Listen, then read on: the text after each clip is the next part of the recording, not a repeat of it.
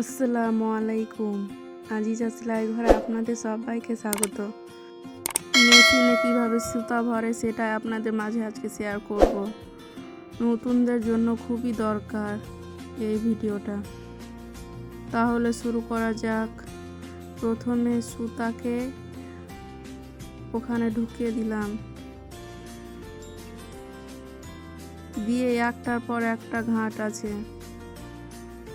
সামনে দেখতে পাচ্ছেন 3টা ছিদ্র, তারপরে অপর ছিদ্রটাতে ভরে দিলাম, দিয়ে ওই পেঁয়াজটাতে ঠিকভাবে গছিয়ে দিব।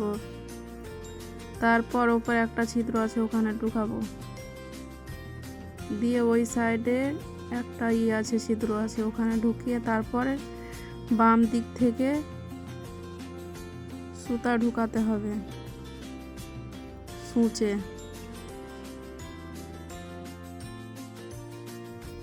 এই তো আমার সুতা ভরা হয়ে গেছে। এখন ববিন কেসে সুতা ঢুকাবো।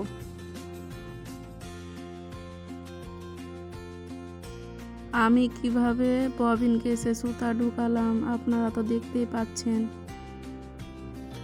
ঠিকভাবে সুতাটাকে আটকাতে হবে, না হলে সেলাই ঢিলা হবে।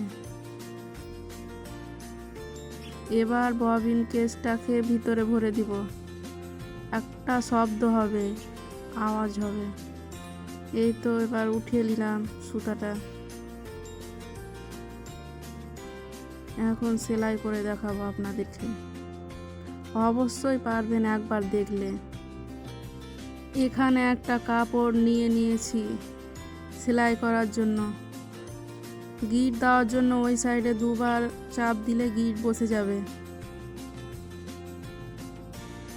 আবার আপনাদের দেখিয়ে দিচ্ছি, 2বার চাপ দিলে গিট বসে যাবে ওখানে। যদি ভিডিওটা ভালো লাগে লাইক দিতে ভুলবেন না।